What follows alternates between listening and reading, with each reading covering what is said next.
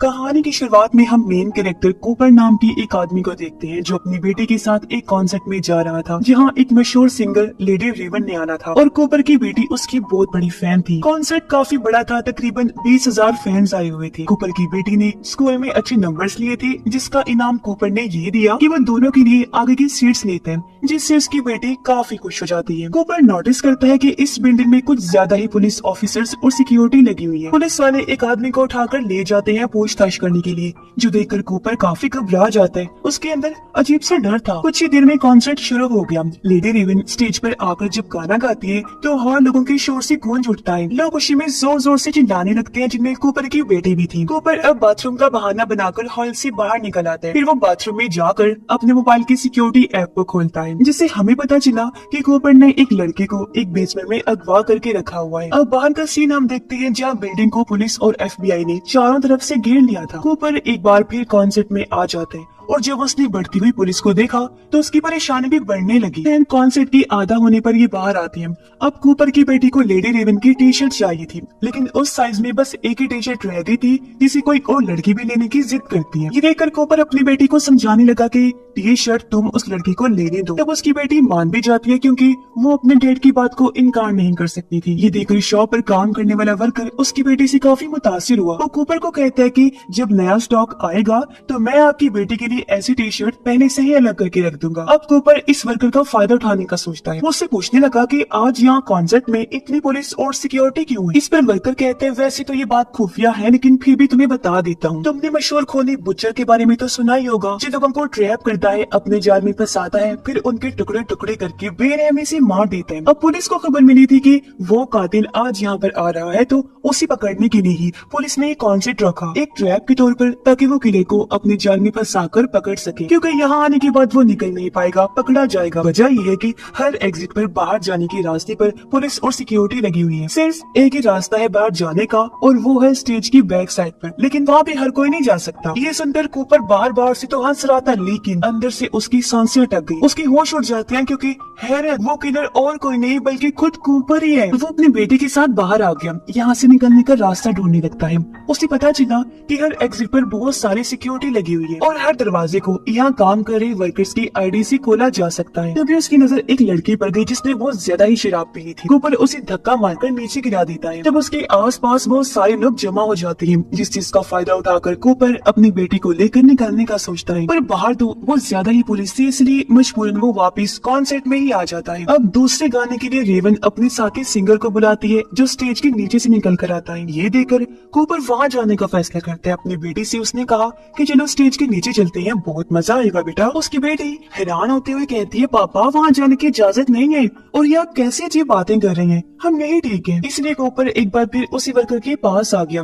जो कूपर को देखकर कहते हैं अरे सर वो दरअसल नया स्टॉक आ गया है, तो मैं आपकी बेटी के लिए स्टॉक में से टी-शर्ट लेने स्टोर में जाने ही वाला था। कूपर पूछता है क्या मैं तुम्हारे साथ चल सकता हूँ। इस पर वर्कर बिना सोचे ही मान जाते हैं। स्टोर में आकर वर्कर कूपर से पूछता है कि आप क्या काम करते हैं। वो जवाब देता है कि मैं एक फायर फाइटर हूँ। जब वर्कर न्यू स्टॉक वाला बॉक्स उठा रहा था तब चुपके से कूपर उसकी ID चुरा लेता है। फिर वर्कर उससे कहते हैं आज वो खूनी पकड़ा जाना चाहिए। इस ट्रैप के बारे में सब वर्कर्स को पता है और सबको पुलिस ने अलग अलग कोड दिए हैं। कूपर उससे पूछता है कि तुम्हारा खुफिया कोड क्या है, जिस पर एक बार फिर वो बिना सोचे ही बता देता है कि हैमिल्टन ये मेरा खुफिया कोड है। और अब वो वर्कर कूपर को एक टी-शर्ट निकाल कर दे देता है, वो भी बिल्कुल फ्री में। अब ये दोनों ऊपर आ जाते हैं। कूपर उसकी ID कार्ड की मदद से दरवाजा खोलने लगता है। वो एक ऐसे रूम में चला गया जहाँ पुलिस की खुफिया मीटिंग चल रही थी। यहाँ कूपर ऐसे करके दिखाता है जैसे वो यहाँ का वर्कर है और इधर बस कॉफी पीने आया है। इसमें किसी को भी उस पर शक नहीं होता। अब कूपर कॉफी लेकर जाने लगा, साथ ही उसने पुलिस का एक रेडियो भी चुरा लिया था, जिसके बाद वो फिर से कॉन्सर्ट में आ जाता है और यहाँ रेडियो पर पुलिस की पूरी प्लानिंग सुनने लगता है। उसे पता चला कि इस पूरे प्लानिंग के पीछे एक बूढ़े डॉक्टर का हाथ है, जिसका काम है खूनी की पहचान करना, क्योंकि किसी ने भी उसका चेहरा नहीं देखा और पुलिस को बस इतना पता है कि वो एक आदमी है। कूपर अपनी बेटी से कहता है कि मुझे एक बार फिर बाहर जाना होगा, मैं अपना क्रेडिट कार्ड भूल गया हूँ। और हाँ, अगर गलती से भी तुम खो गई तो पार्किंग एरिया में आ जाना। इतना बोलकर वो बाहर चला जाता है। कूपर सोचता है कि मैं यहाँ फायर अलार्म बजा देता हूँ जिससे यहाँ भगदड़ मच जाएगी, तब भीड़ का फायदा उठाकर मैं भी यहाँ से भाग जाऊंगा। लेकिन तभी रेडियो पर उसे बूढ़ी डॉक्टर की आवाज आई जो कह रही थी कि किलर यहाँ से भागने की कोशिश कर रहा होगा और वो लोगों के अंदर डर पैदा करने, उन्हें परेशान करने की कोशिश करेगा। जैसे वो कहेगा कि यहाँ बॉम्ब है या फिर फायर अलार्म बजा देगा। अगर ऐसा होता है तो सिर्फ बच्चों और औरतों को ही बाहर निकाला जाएगा। जो सुनकर कूपर एक बार फिर परेशान हो गया क्योंकि उसका फिर से प्लान फेल हो गया था। तब कूपर छत से भागने का सोचता है, लेकिन ऊपर जाने के एग्जिट पर भी पुलिस का पहरा था। तभी उसकी नजर किचन पर गई और उसके दिमाग में एक आइडिया आया। वो स्टोव यानी चूल्हा जिसके ऊपर ऑयल रखा हुआ था डीप फ्रायर वाला, उसकी आग को तेज कर देता है, फिर उसके अंदर कांच की बॉटल्स डाल देता है। ऐसा होने से कुछ ही देर में वो बोतलें फट जाती हैं और एक लड़की के ऊपर वो खोलता हुआ तेल गिर जाता है जिससे वो काफी ज्यादा जल गई थी। उसकी चीखों की आवाज सुनकर पुलिस उसकी मदद करने चली जाती है, जबकि कूपर एक एप्रन लेकर ऊपर आ जाता है, लेकिन उसे यहाँ भी पुलिस खड़ी हुई मिलती है। वो कूपर से पूछते हैं कि तुम यहाँ पर क्या कर रही हो? वो जवाब देता है, बस मैं यहाँ ताजी हवा खाने आया था ताकि अपना थोड़ा मूड फ्रेश कर सकूं। नीचे किचन में एक हादसा हुआ है जिसमें मेरी दोस्त बहुत ज्यादा जल गई है, मुझसे वो चीज देखी नहीं गई और मैं ऊपर आ गया। अब पुलिस कूपर से उसका सीक्रेट कोड पूछती है, तो वो पुलिस को उस वर्कर वाला कोड बता देता है, इन्हीं हैमिल्टन। फिर पुलिस उसका आईडी कार्ड मांगती है जिसमें वो अपने एप्रन को चेक करने लगा। एप्रन में एक वर्कर का पर्स था जिसमें पुलिस का दिया हुआ वो कार्ड भी था, जिसे कूपर पुलिस वालों को दिखा देता है और अब उनको भी यकीन हो जाता है कि हाँ, कूपर भी यहाँ का एक वर्कर है। लेकिन उसका छत से भागने का प्लान भी चौपट हो गया था। उधर वो लड़की दर्द से तड़प रही थी। या बीच बीच में कूपर को अपनी माँ का ख्याल भी नजर आया। शायद वो बचपन में कूपर पर जुल्म करती थी, इसी वजह से वो आज किलर बन चुका है। कूपर वापस कॉन्सर्ट में अपनी बेटी के पास आ जाता है, लेकिन वो बहुत घबराया हुआ था क्योंकि उसे लग रहा था कि आज शायद मेरा गेम खत्म हो जाएगा। पर तभी उसे अपनी बेटी से पता चला कि आज लेडी रेवन अपने फैंस में से किसी भी एक फैन को चुनेगी जिसे स्टेज पर बुलाया जाएगा और उसे रेवन के साथ डांस करने का मौका दिया जाएगा। साथ ही उसके साथ वो स्टेज की बैक साइड पर भी जा सकते हैं। स्टेज की बैक साइड का सुनकर कूपर काफी खुश हो गया क्योंकि सिर्फ वही एक जगह थी जहाँ उन्हें पुलिस का सामना नहीं करना पड़ेगा। लेकिन वो सोचते हैं कि आखिर अब मैं ऐसा क्या करूं कि लेडी रेवन मेरी बेटी को ही चुने। वो अब उनके ग्रुप के एक मेंबर के पास गया और उसके साथ रेवन की बहुत तारीफें करने लगता है। तो वो ग्रुप मेंबर बताता है कि असल में मैं रेवन का अंकल हूँ। तब कूपर उसे बताता है कि मेरी बेटी लेडी रेवन की बहुत बड़ी फैन है। वो यहाँ झूठ बोल देता है कि मेरी बेटी कैंसर जैसी खतरनाक बीमारी से लड़कर आई है और आज मैंने देखा कि वो यहाँ आकर बहुत खुश है। ये सुनकर रेवन के अंकल को कूपर की बेटी पर तरस आ गया और ये लोग उसकी बेटी को ही चुन लेते हैं रेवन की फैंस में से, जिसे रेवन के साथ डांस करने का मौका दिया जाएगा। इस पर उसकी बेटी काफी खुश हो जाती है। इन दोनों को स्टेज के पास ले जाया गया जहाँ रेवन कूपर की बेटी को स्टेज पर बुलाकर उसके साथ डांस करती है। तभी कूपर की नजर एक लड़की पर गई जो बेहोश होने वाली थी। कूपर उसे उठाकर मेडिकल रूम तक ले जाता है, जो देखकर ग्रुप मैनेजर काफी मुतासिर हुई कि कूपर कितना भला इंसान है। और जब डांस खत्म हुआ वो दोनों से कहती है कि आप बाकी का डांस ये स्टेज पर खड़े होकर देख सकते हैं।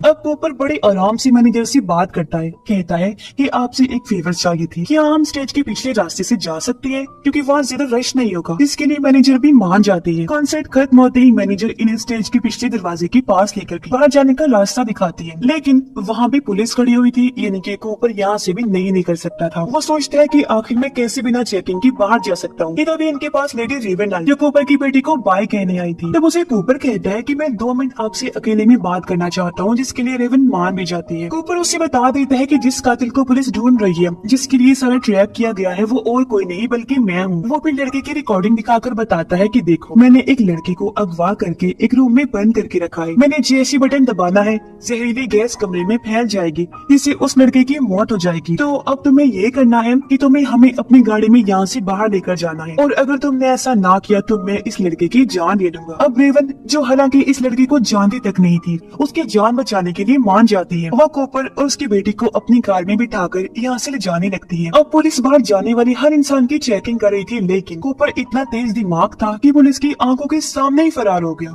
और उन्हें कुछ पता भी नहीं चल पाता। थोड़ा दूर आने के बाद कूपर रेवन से कहता है कि हमें इधर ही उतार दो। इस पर रेवन कहती है कि मैं आपका घर देखना चाहती हूँ, मैं आपको वहीं छोड़ दूंगी। ये लोग जब घर आए, हम देखते हैं कि कूपर का एक बेटा और उसकी वाइफ भी है, लेकिन किसी को नहीं पता कि वो एक कातिल के साथ रह रहे हैं। कूपर रेवन को धमकी देता है कि अगर तुमने मेरी फैमिली को कुछ बताने की कोशिश की या फिर पुलिस को यहाँ भेजा तो मैं उस लड़के को मार दूंगा। रेवन फैमिली से बात करने लगी। वो ये भी बता देती है कि हमारा कॉन्सेप्ट एक कातिल बुचर को पकड़ने के लिए ट्रैप था। उसकी इन बातों से कूपर का दिमाग खराब हो रहा था। वो रेवन को कहता है कि मैडम आप बहुत मसरूफ होंगी, सेलिब्रिटी हैं, तो अब आपको चले जाना चाहिए। रेवन कहती है कि मैं आपके पियानो पर एक गाना गाना चाहती हूँ जिसके बाद मैं चली जाऊंगी। वो गाना गाती है तब कूपर की बेटी भी उसके पास बैठ गई और कूपर अच्छा पापा बनने का नाटक करते हुए दोनों की वीडियो बनाने लगता है। पर जैसे गाना खत्म हुआ रेवन उसका फोन छीन कर बाथरूम में भाग जाती है। दरवाजा उसने अंदर से लॉक कर लिया था। कूपर जोर जोर से दरवाजा पीटने लगा, अपना मोबाइल वापस मांगता है, जो देखकर फैमिली को भी शक होने लगा कि जरूर कोई बहुत बड़ी गड़बड़ है। अब जल्दी जल्दी रेवन उसका फोन ऑन करती है, लेकिन यहाँ वो पुलिस को बुलाने की बजाय उस लड़के से बात करती है। पूछती है कि तुम इस वक्त कहाँ हो। लड़का कहता है मुझे ज्यादा कुछ तो नहीं पता, बस एक शेर की टूटी हुई मूर्ति याद है और इस घर का दरवाजा नीले रंग का है। जो सुनकर रेवन को एक आइडिया आया। वो इंस्टाग्राम पर लाइव आकर अपने फैन से कहती है कि एक शेर की टूटी हुई मूर्ति के पास ब्लू रंग का दरवाजा है, अगर किसी ने ऐसी कोई जगह देखी है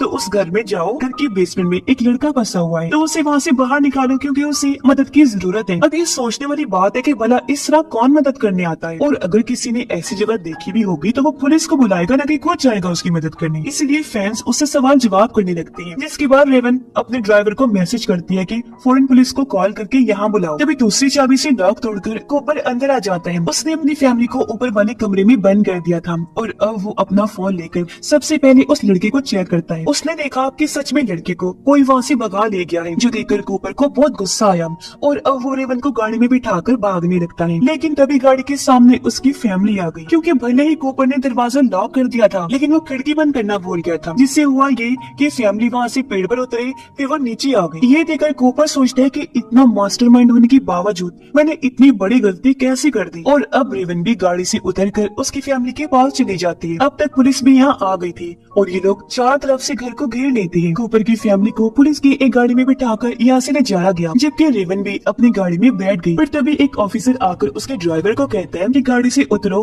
रेवन को हम घर छोड़ देंगे, और वो भी यहाँ से उसे लेकर निकल जाता है। पर जब पुलिस घर को चेक करती है तो उन्हें पता चला कि कूपर तो घर में है ही नहीं। दरअसल उसके बेसमेंट में एक सुरंग है जो उसके पड़ोसी के सहन में खुलती है, तो वो वहाँ से भाग गया। अब हमें पता चला कि जो ऑफिसर रेवन को लेकर गया था वो असल में कूपर ही था। वो पुलिस के कपड़े पहनकर बाहर आया, इसलिए कोई उसे पहचान नहीं पाया और अब वो रेवन को हथकड़ी पहनाकर गाड़ी में बंद कर देते हैं और कहते हैं कि शहर में मेरे बहुत सारे ठिकाने हैं जिनमें से एक जगह पर हम जा रहे हैं और हमें कोई पकड़ नहीं पाएगा। जो सुनकर रेवन काफी घबरा जाती है। कूपर जैसे गाड़ी लेकर निकला, उनकी गाड़ी ट्रैफिक में फंस जाती है। रेवन जैसी तैसी विंडो नीचे करती है, लोगों ने उसे पहचान लिया और वो उनसे मदद मांगने लगती है। कूपर ने ये देखकर विंडो तो बंद कर दी, लेकिन अब लोगों ने चारों तरफ से गाड़ी को घेर लिया था और ये आगे नहीं बढ़ पाती। इस बीच जैसी तैसी हथकड़ी से आजाद होकर रेवन भी गाड़ी से बाहर आ जाती है। कुछ टाइम बाद यहाँ पुलिस भी आ गई। वो लोगों को हटाकर चारों तरफ से गाड़ी को घेर लेती है। उन्होंने गाड़ी के टायर भी पंक्चर कर दी थी, पर जैसे दरवाजा खोला गया वो देखती है कि गाड़ी में तो कूपर है ही नहीं। सीट पर सिर्फ उसका पुलिस वाला यूनिफॉर्म पड़ा था। दरअसल कूपर पहले ही गाड़ी से निकल गया था। उसकी किस्मत अच्छी थी जो वो भीड़ का फायदा उठाकर भाग निकला था। अब रेवन उस फैमिली का शुक्रिया अदा करती है जिससे उस लड़के की जान बचाई थी। अब कूपर की वाइफ वापस अपने घर में आ गई थी,